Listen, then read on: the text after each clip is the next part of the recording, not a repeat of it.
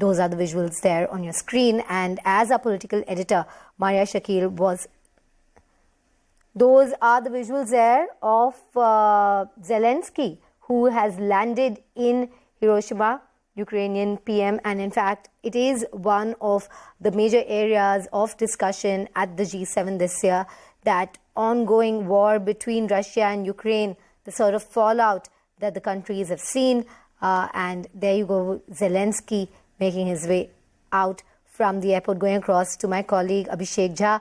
Abhishek, of course, PM Modi and Zelensky's bilateral meet is going to be of particular interest to us. But now Zelensky, who is a big talking point itself at the G7, he has now arrived at Hiroshima.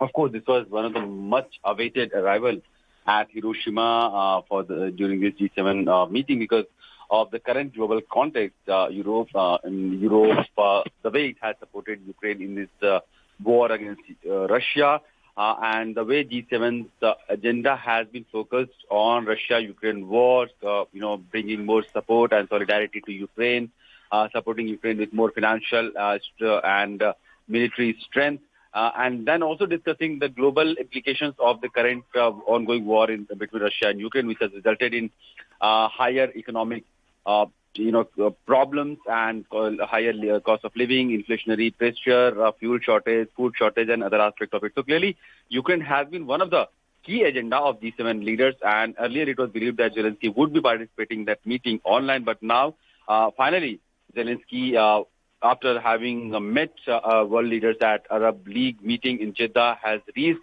to Hiroshima, where the G7 leaders are currently present, and he will be having over his course a stay of about 2 days. He is going to have a meeting of almost with all the G7 leaders, including President Biden, because the White House has now confirmed that it's safe to say that President Biden is going to have a meeting with Ukraine President Volodymyr Zelensky. Also, Prime Minister Modi is going to have a bilateral meeting with Volodymyr Zelensky, and clearly that meeting is much awaited, because the way India has been taking a neutral stand in this whole Russia-Ukraine conflict, and the way world perceives India's closeness with Russia as a traditional partner, as a defense partner, then clearly it is incumbent upon kind of, achieve some kind of information bridge that has been to bridge the gap between the two sides, if it can. Prime Minister has earlier said to the Russian president that it's not an era of war. At the same time, India has been supplying Ukraine with a lot of humanitarian aid and assistance in the past for people who have been impacted with the war between the two sides. So, in that context, the upcoming meeting between Prime Minister Modi and Zelensky holds significance, and we'll have to see what all issues are discussed, whether some role for mediation is also designed for India, or how does India look at this whole issue of Russia-Ukraine conflict and the way forward into it. Abhishek, more sanctions on Russia as Zelensky arrives in Ukraine. Talk to us about the sort of sanctions that have been set at G7. Clearly, G7, in fact, even before G7, there have been multiple barrage of economic and trade sanctions that the West has imposed upon Russia. Yesterday only we have seen another sanction coming from UK on the trade and commerce of Russia. There has been this global oil price cap which was imposed on Russia, so that Russia cannot earn enough revenue to apparently sustain its military operation in Ukraine. So there has been a solid economic coercion from the West, from European Union and NATO members, including Japan, to corner Russia in this war against Ukraine. However, the desired result of this economic coercion has not been achieved so far.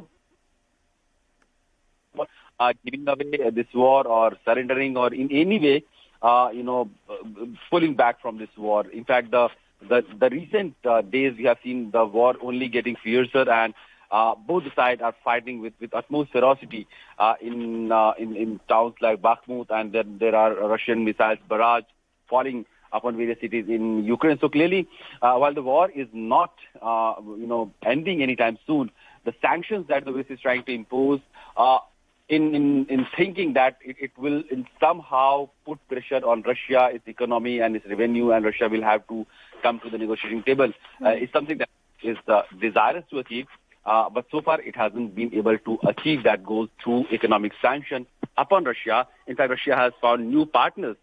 India is one of them, because now one of the largest importer of Russian crude oil is India, and also India is one of the largest supplier of Russian crude and its subsidiary product after refining it to the European countries. So clearly, the chain that the supply chain, the component that India has created itself in this whole gamut of Russian oil reaching to Europe is very interesting, where India is adding value to the Russian crude and supplying to European Union. So clearly, Russian oil is something, and its products are still being used by European countries very much.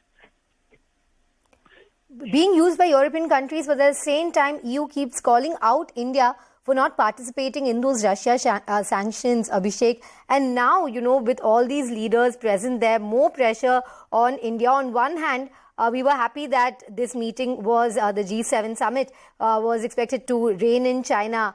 But on the other hand, we are going to be under tremendous pressure to participate in those sanctions against Russia.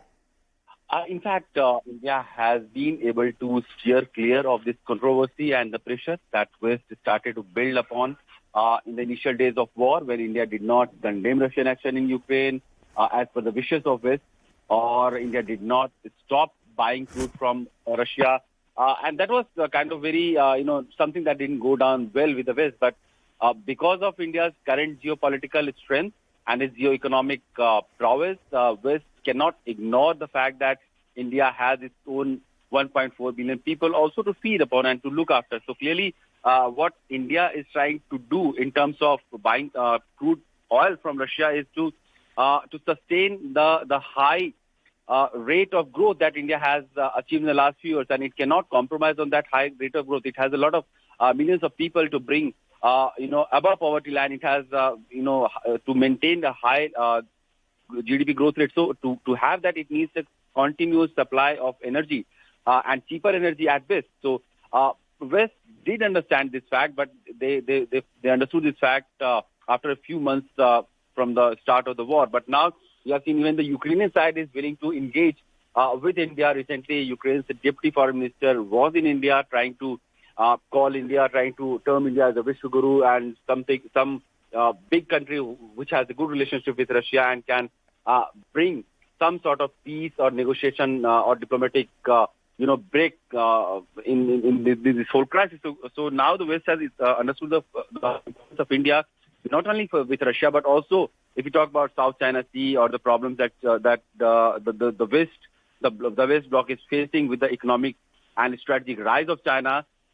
India is also a key partner in containing that Chinese pressure on the world economy as well. So with the kind of geopolitical location India is, and the strength and the kind of diplomatic maturity India has shown in the past, world has now accepted India's point of view of neutrality on the issue of Russia and Ukraine war. India has maintained that it is on the side of peace.